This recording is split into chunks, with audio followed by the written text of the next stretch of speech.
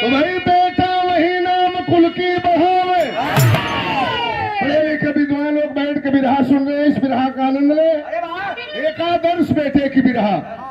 सभी अपनी माई बाप का बेटा वाले, लेकिन एक ऐसा भी बेटा हुआ, बेटा वही नाम कुल की बढ़ावे, गीता वही कर्म जोगी बनाती, होती रामायण की सच्ची कहानी जो परिवार में शिष्टता को सिखाती।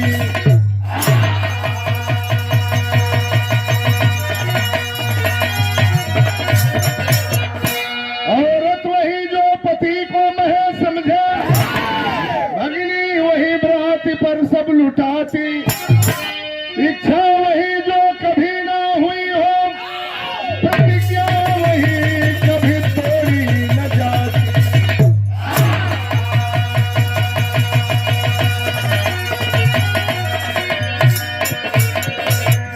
और गजल है मास्टर, वाह।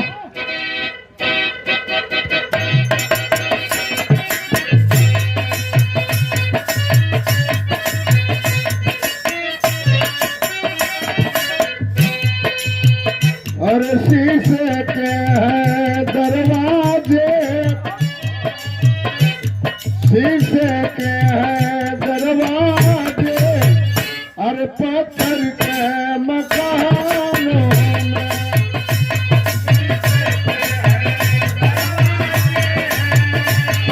पत्थर के मकानों में।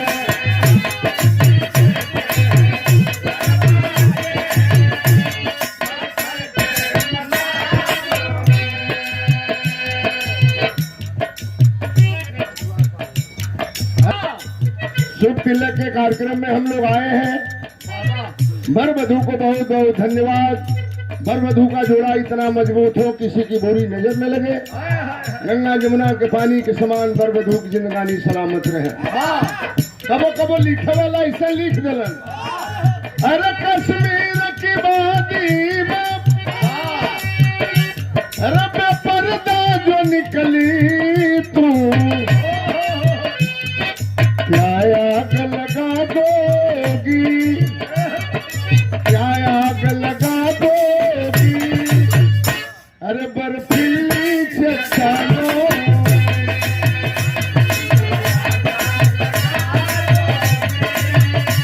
बर्फीली चट्टानों।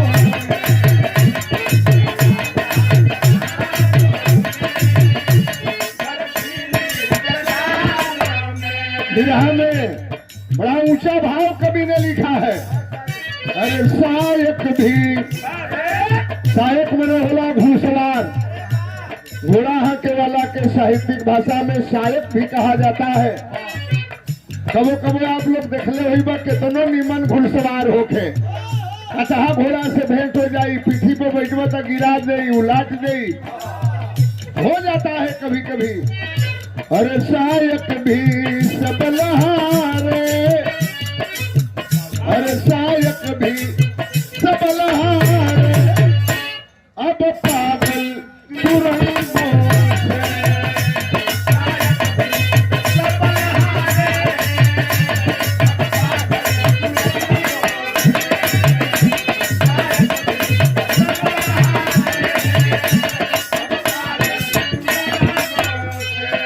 कभी कभी ऐसा भी हो जाता है, दस जाता सपेरा भी।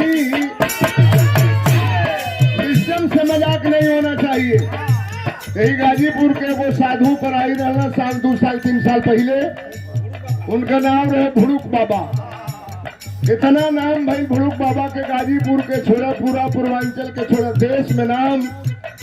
और अखिलेश यादव, सैफई में मुलायम सिंह यादव के परिवार के लोग बहुत मानते थे भुड़ुक बाबा को। सांपे नचावस, सांपे से खेला दिखावस, और सपवे काट दिलस मरी गिलस। वो सिस्टम से मजाक नहीं होना चाहिए। अरे दस जाता सपेरा भी, दस जाता सपेरा भी, अरे बिसवाले भुजाओं से,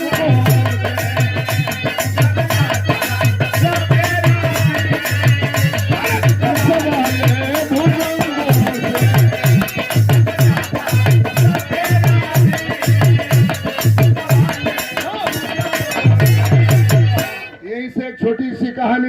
बात करने जा रहा हूँ। शांतनु चले आज बन के शिकारी, राजा रहे पर बन धनुहाधारी।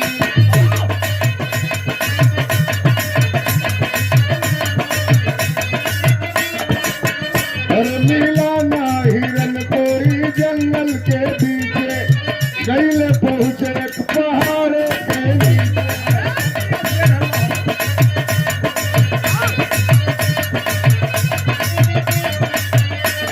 औरत की महकत बउन को है आई, अब पागल हुए गईले सुधिया भुआ।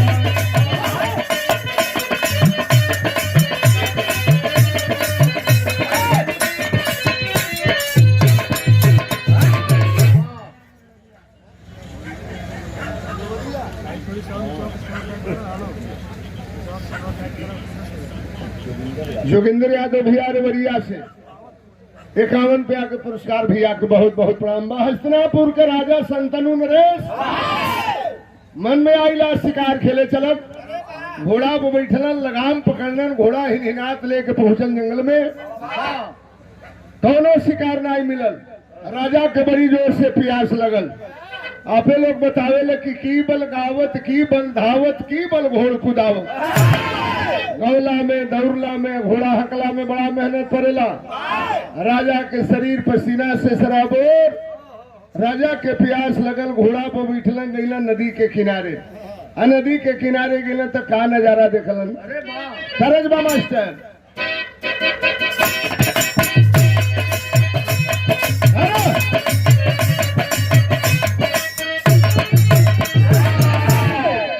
अरे सरंगिया वाले कडेरावा, अरे बताई दे रे छोटा की नदी।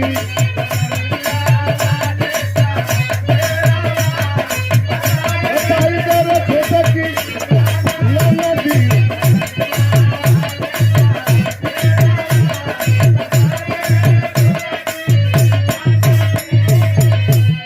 कहवा से आवा, अरे ढोलक मजीरा, कहवा से आवे न गावे छी।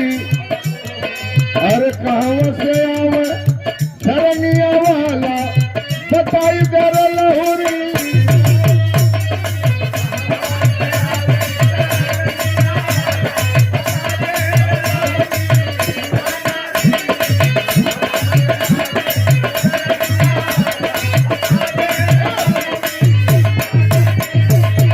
राजा गईला नदी के किनारे का देखलन, सवनवा की घेरे बदरिया, अरे गुजरिया खोजे राजा।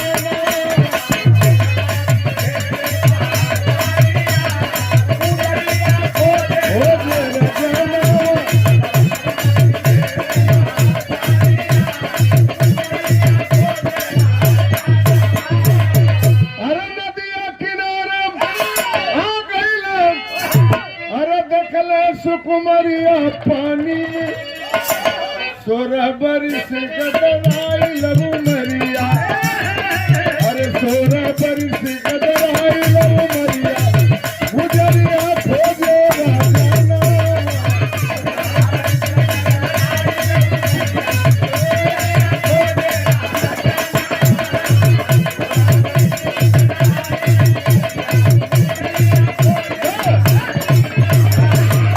गईले नदी के किनारे राजा, वही नदी के किनारे नैया पर बैठ के वो 16-17 बरिस के मलाह के लड़की नैया के खेवत रहल। राजा के नजर पड़ल, कहल तनी नैया के रोक दे। राजा देखलो मल्लाह के बेटी के सुंदरता, पागल हो गए। कहल बड़ी जोर से प्यास लगल, बतानी पानी पिया दे। नजर घुमा के देखलस मल्लाह के लड़की, ये तो हस्तिनापुर के राजा संतनु नरेश है।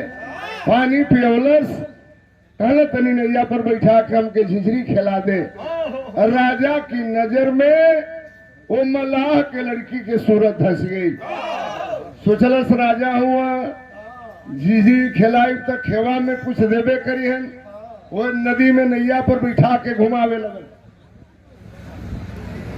नदी में। यहाँ तरज बदल गई बंधु।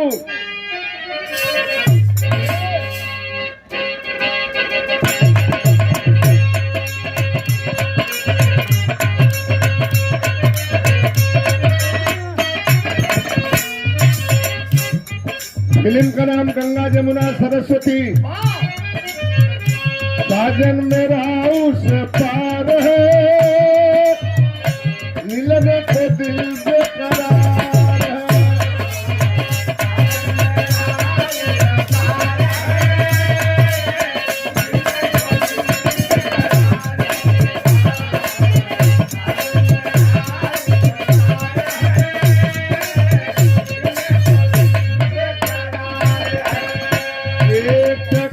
के नजरों मला के लड़की के चेहरा पर बाम, राजा मने में सोचा तड़न नैना शराबी तलवार बा, छतिया पलट कर दुई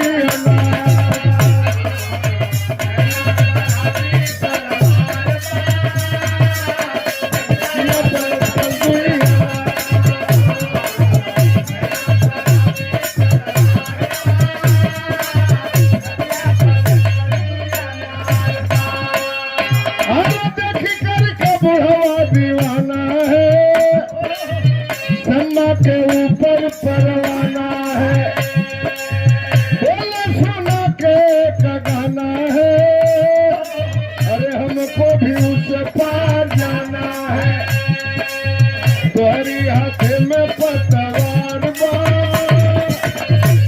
पलट कर दुनिया।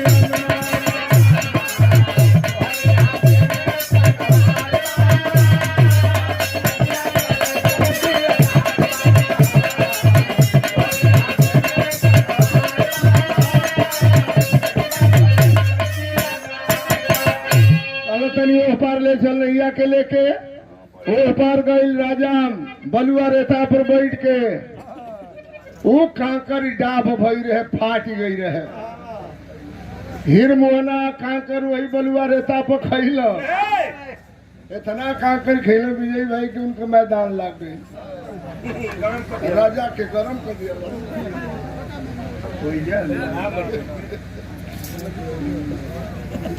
विजय भैया थोड़ा हंसना भी जरूरी है, सेहत के लिए फायदेमंद है, मन मौन होके रोवे खाली तई वो ठीक नहीं बा, बीच बीच में कुछ तनी मजा पानी होत रहे।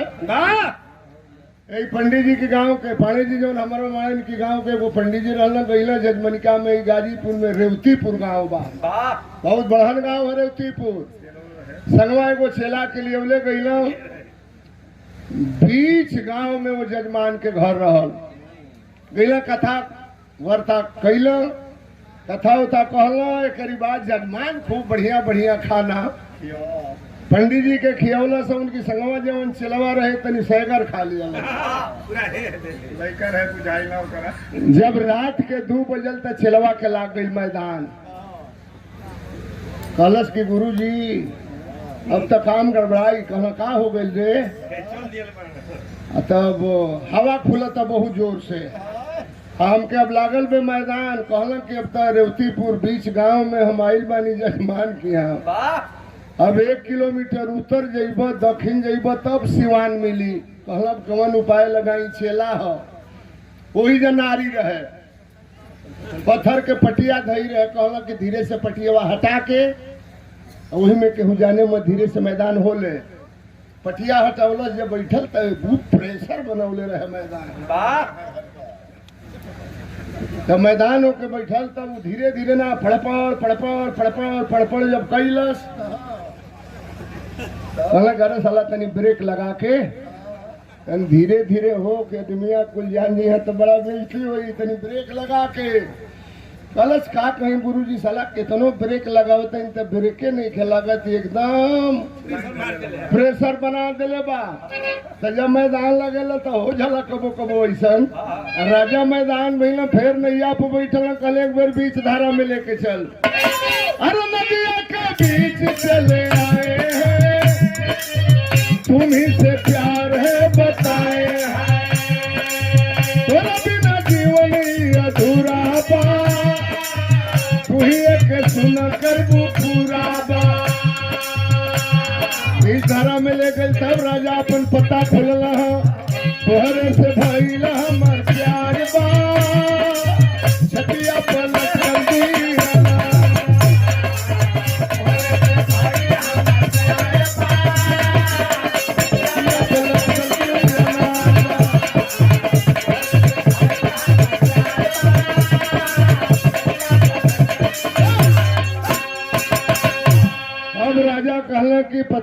हमर कैसे तोरा से प्यार हो गई बा। मल्लाह के बेटी के आंख में आंसू भरे आया। राजा आप क्या बात कर रहे हैं? आप हस्तिनापुर के राजा, आपके उम्र 70 बरिस, हमार उम्र 16 बरिस, आप छत्री कुल के राजा, हम मल्लाह के बेटी। राजा आप हमसे मजाक कर रहे हैं, लेकिन नोट कर ले राजा, हम गरीब जरूर हैं मगर हमारी आबरू गरीब नहीं है। क्या कर रहे हैं आप? कल हमार मन बा हमसे बियाह कर ले, है ना? बियाह करबे तो नदी में कूद के जान दे दे। इश्क के रोग है, जे के निमन से धर ले, न मोटाला न दुबराला, एकदम उखी कपरोहा नियर कर दे। ई प्यार के रोग है। राजा कहल नहीं नदी में कूद के जान दे देव, कलश काहे के जान देवा राजा? ठीक, हम अपने मर्जी के मलिकार ना है, हर बेटी के मलिकार होकर बाप होला। बताओ बे गीत कौन बा मास्टर?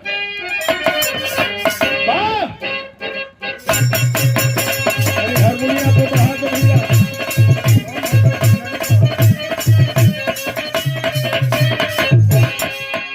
करे ढेर मजा बिरहा में बाप।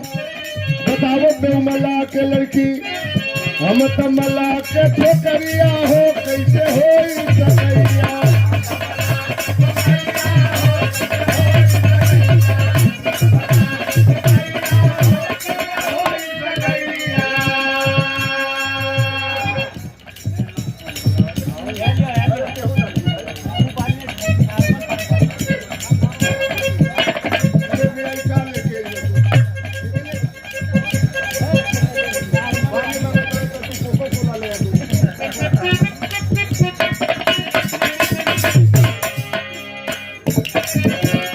हम तो मल्लाह के छोकरिया हो, कैसे हो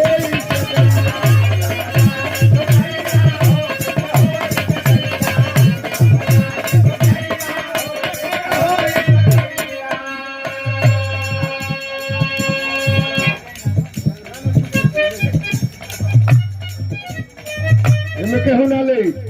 बिरहा पार्टी में तो कहू लेबे ना करी, थम्सअप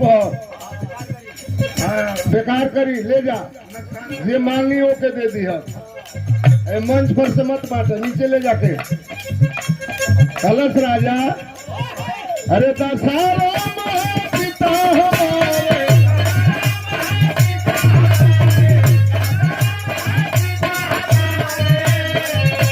अरे मालिक बड़ी बात है गोरे,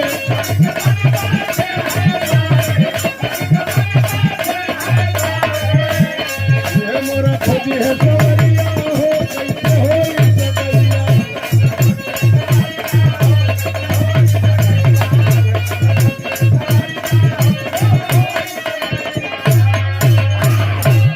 काहे के जान देवा राजा, हमरे बाप के नाम दशहरा मल्लाह हो। हमारी बाप से पूछ ले, अगर तैयार हो जाए है तो एगो राजा मर जे तो हस्तिनापुर के गद्दी सुनी हो जाएगी। कहला जब एक मन बात है, करी बाप के मन काहे ना हुई। नेवरिया जहाँ किनारे पर लगी, राजा हुआ दीवाना, बूढ़ी बहू मरिया रे मरिया रे मरिया। राजा हो सवेरे पहुंचला दशहरा मल्लाह के दरवाजा पर। गरीब आदमी अपने झोपड़ी में बैठ के जाल बीनत रहल, खड़ा हो गया। इतना सवेरे राजा हमारी मकान में, हमरे झोपड़ी में, राजा कोनो गलती तो ना हो गई। आदेश देकर के बुलवा लिए होते, कहलन कोई गलती नहीं, एक सवाल लेकर के आया हूँ। राजा का हुक्म, आदेश आपका, हम प्रजा है आपकी, सरकार आदेश करे। लजाते लजाते राजा कहला कि अपने लड़की के बियाह हमारी संगे कह दो। टूट गया वह गरीब आदमी। राजा आप क्या कह रहे हैं? आप छत्री कुल के राजा, हम जात के मल्लाह। आपके उम्र 70 बरिस, हमारे बेटी के उम्र 16 बरिस, आपकी शादी हुई है, आपका एक बेटा भी है। आप ये क्या कह रहे हैं? कहलन कुछ नहीं, अगर बियाह ना करबो यही जो हम फांसी लगा के मर जाई। दशहरा मल्लाह टूट पड़ा। राजा हम बियाह ना करो तो तू फांसी लगा के मर जीवो।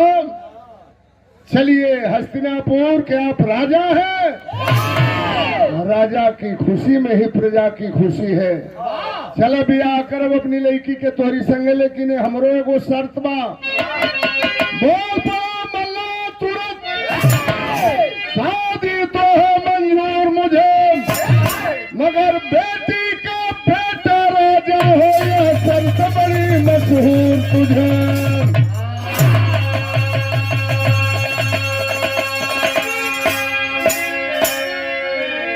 राजा ही सोचबो राम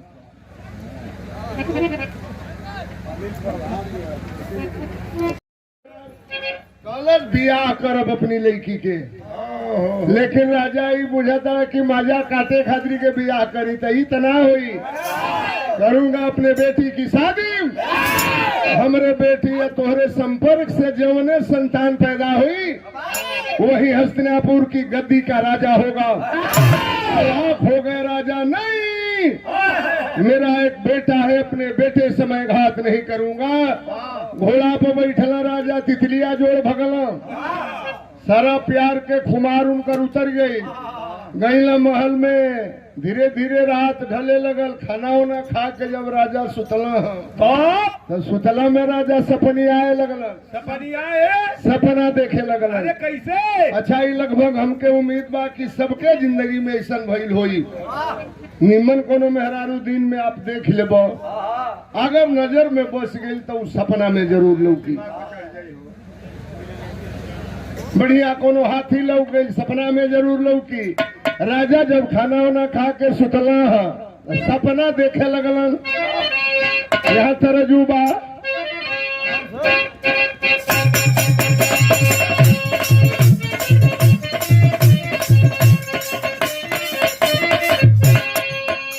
अरे खा गलू लंगड़ा मदाम कहिया दे बुझी।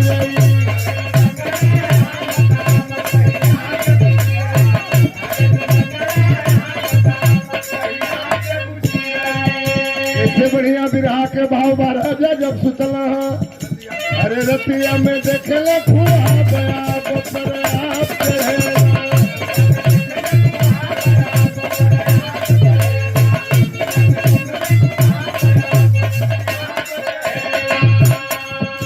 अरे खेले नैया मला के छोकरिया,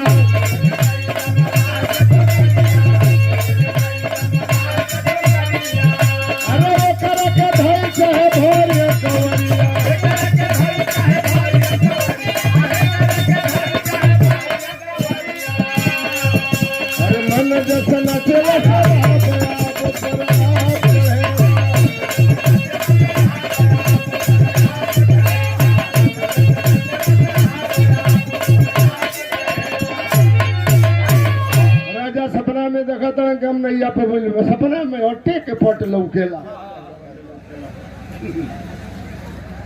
बैठल बनी नैया के खेवते। राजा इहो सपना में देखा था कि ओकरा का कुंवारी में हम धले बनी। राजा इहो सपना में देखा था ओकरा के नैया में पटक दिले बनी। ओकर कपड़ा उतार दिले बनी। मुसाफिर बात पर्दे में रहे, ऐन मौके पर विकेट गिर गई। राजा चिल्लाए लगल, बाप रे बाप, दादा हो माई रे जान गई। बगल में उनकर लड़का देवव्रत सुतर रहल, नींद खुल गई। बाबू कई दिन से ना बढ़िया से बोलत है, ना बतियावत है, ना बढ़िया से खाता है। का हमरे बाबू के हो गई बात के जान गिलन। चोरिया चोरी हत्या पाप कभी छिपे छिप नहीं सकता। जान गिलन देवव्रत हमरे बाबू के बियाह ना हुई तो हमर बाबू मर गई हन। देखे देवव्रत जब पिता के हलतिया गैली पगल बाबूजी के।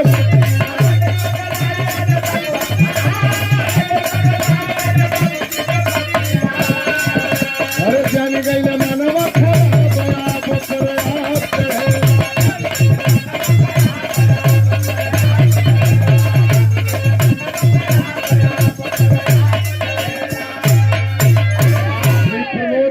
प्रधान सरदरपुर से 500 रुपए का पुरस्कार। बहुत बहुत प्रधान जी के प्रणाम, सबके नमस्कार प्रणाम बा।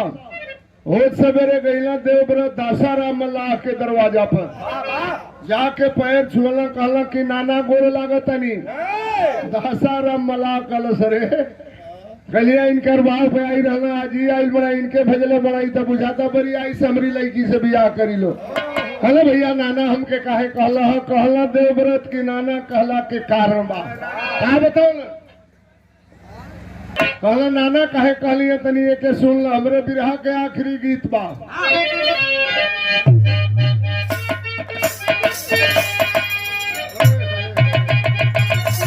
के उस्ताद लोग आवे, वो जमाना रहल बिरहा के रामदेव गुरु, बुल्लू गुरु, हीरा गुरु, बाला हमरे बलिया के बाला मास्टर, गाजीपुर के बिरजू खलीफा, सिमूरत उस्ताद, ये लोगन के जमाने में गीत सबकर एक एगो स्पेशल गीत रहे।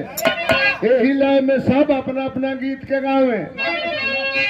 हमार बिरहा रहल सिमूरत गुरु से बहुत ढेर दिन के बाद थे गीत के गौले रहलन। कौन गीत बा? अरे सुनो न बेली तोहरे झूला में भेली, तनी मननिया बेली, तनी मननिया बेली, हमके जन जना पूरनिया, तनी मननिया बेली।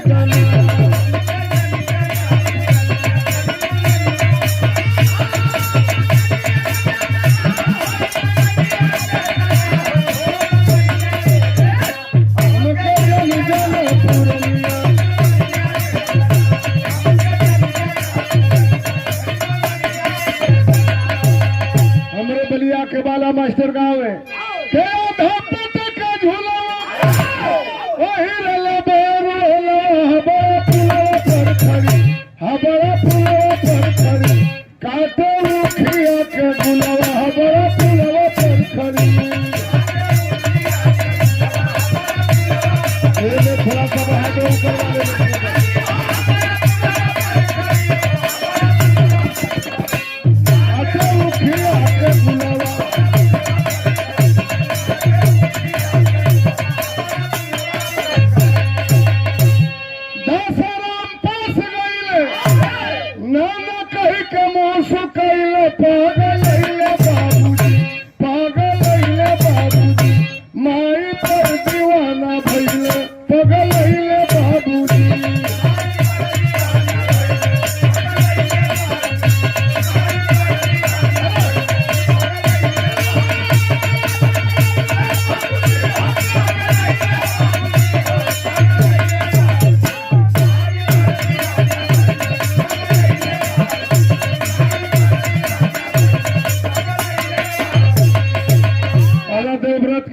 से कहलिए कि अपनी लड़की के बियाह कर हमारी बाप की संगे। बारे बेटा अपने बाप की खुशी के लिए जिंदगी को दांव पे लगा दिया, अपने बेटी के बियाह कर हमारे बाप की संगे। तुम्हारे बेटी हमारे बाप के संपर्क से जौने औलाद पैदा हुई वही हस्तिनापुर की गद्दी का राजा होगा। आई संभव तबे बा कई प्रतिज्ञा बा हमार जिंदगी भर को बाबूजी नाम भीष्म तब धरइले, अगर रहिले बाबूजी।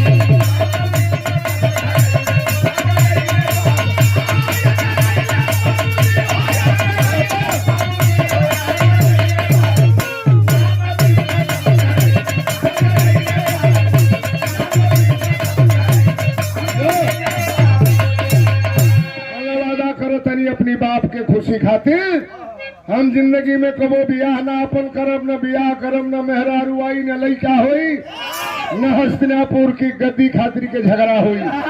बियाह ना करब इतना भीषण प्रतिज्ञा कैलन। देवव्रत तब से उनका नाम बदल करके भीष्म पितामह हो गया। राजा नहीं है मनल 70 वर्ष की उम्र में मजा काटे का दिए बिहावा कहिए लिहन कल बियाह। जब कुछ दिन बीतल तब भइल का जन्मा राजा दुई ठेला मनवा पाउर बा, माई की सेवा में हाजिर जनवा मनवा पाउर।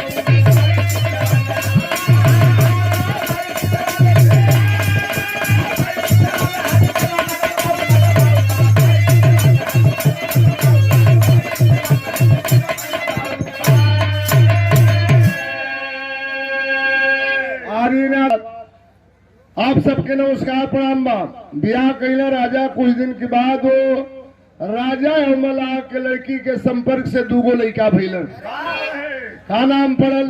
पहला का नाम विचित्रवीर, दूसरा का नाम चित्रांगद। दोनों जवान भइलन से लड़का तिलकहरुआ में भड़क जाए। अच्छा छत्री होके मल्लाह की लड़की से ब्याह कैले रहल तो जामल लड़का से के ब्याह करी। वही समय काशी के राजा अपने तीनों बिटियन के स्वयंवर चले रहलन। अम्बा अम्बे अम्बालिका के देश के राजा के न्योता दिलन। हस्तिनापुर के राजा के छूत जान के न्योता ना दिलन। ये जिंदगी में तनिक सा गलती कैला भीषम दादा ई बात ना गवार लगल।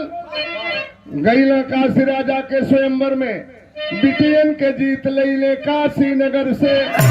दूसरे शादी कैले पहली रह गई हुनर से। अरे बच गई अम्बा रूप का खजनवा मनवा बाउरबा। अच्छा हेली उनके आपन सजनवा मनवा बाउरबा।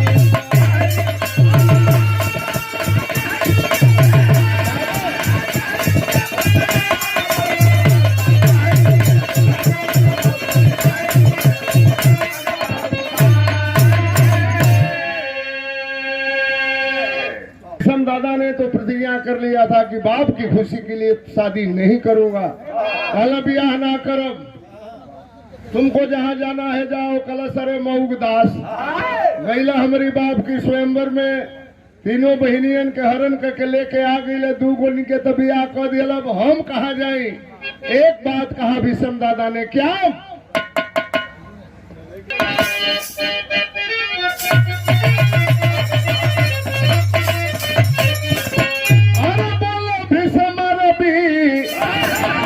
शशि बदल जाए चाहे बदल जाए माई गंगा जी का धार। चाहे बदल जाए माई गंगा जी का धार। अरे पर नहीं बदली हमारे परनिया। रोतारी अम्बा बाजार हो गया। शादी का प्रस्ताव अम्बा वाला फुकरा वाले चली भाई अम्बा तब होई गई पहुंचे परशुराम के सगरिया। गुरु थाने युद्ध समर करत में बीतल सारा दिना। आखिर परशुराम गई चलवा से हाथ।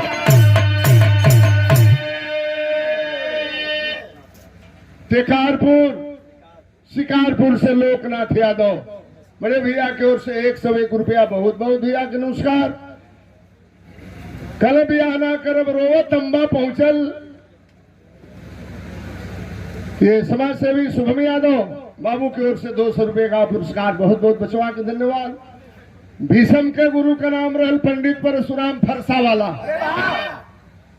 पहुंचल कल सर अपने चेला के समझाव। हरण करके ले आई लो ब्याह कर के कहता कि हम ना करब। हम कहा जाई? साल होने से अम्बा के प्यार चलत रहल। कलपता धोबी के कुत्ता न घर के न घाट के। अब हम कहा जाई? अपने चेला के समझा दो। फरसा उठाओ परशुराम बुलाते हैं भीषम को। क्यों नारी का अपमान कर रहे हो? हरण करके लाए हो तो शादी कर लो। गुरु चेला में लड़ाई हो गई। लड़ाई में गुरुजी चेला से हार गई। वही अम्बा खड़ी थी बगल में श्राप देती है, जाओ भीषम औरत जात से तुम्हें इतनी नफरत है। लड़ाई के मैदान में तुम्हारे मौत का कारण औरत बनेगी। अम्बा श्राप दे देती है। बिहली अम्बा श्राप। अरे औरत से मुख होई बयाप। तोहरे झुक जाई गर्दनिया समर के दिशवा।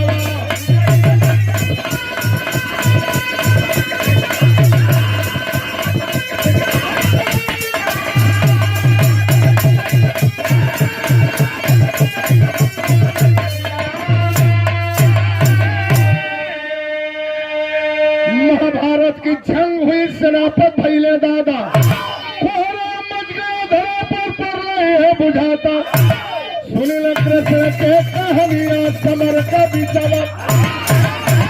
महाभारत की लड़ाई चल रही थी, कौरवों की ओर से सेनापति बनाया गया था भीष्म दादा को। पांडव दल में खलबली मच गई, सरदार दल में खलबली मच गई। अब दादा के सामने कौन लड़ने के लिए जाएगा? अंबा मरकर हुई शिखंडी था हिजड़ा का रूप, उसी भेष में आई देखल अंबा के स्वरूप। धैले धनुहा लड़िया समर का बिचावा। वही अंबा दूसरे जन्म में शिखंडी बनकर के पैदा हुई, जिसका हिजड़ा का रूप था, बनकर के पैदा हुई। पहुंचल अर्जुन के रथ पे, उसको तो बदला लेना था। अपमानित किया था दादा ने। अर्जुन के सामने रथ पर आके तनकी से एगो हाथ कपार पर धैलस, एगो हाथ कमर पर, तनकी से ठुमका मरलस। भीष्म दादा के नजर पड़ल। उन्होंने प्रतिज्ञा किया था कि लड़ाई के मैदान में अगर मेहरारू आ जाए तो हम हथियार ना उठाए। हथियार फेंक दिए दादा। माधव मुकुंद मुरली वाले कन्हैया कहते, अर्जुन अब क्या देख रहे हो? दादा ने हथियार फेंक दिया, लड़ाई को फतह करो। समर भूमि में अर्जुन जी मारे बानन पर बाण, के नीचे सैया धरती ऊपर भाया समान। हमोल करे है परनिया समर के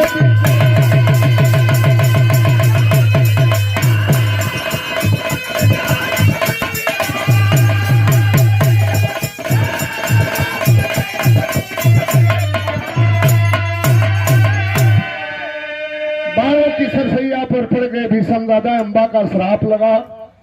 हीरा का आदर्श बेटे कि बिरहा अपनी बाप की खुशी के लिए जिंदगी को दांव पे लगा दिया। कुसुम पर आंख देवराम पसारे जद्दू के पैगाम, नारिया जा किनारे पर लगी। अनुपम कब कला में भोला की तैयारियां।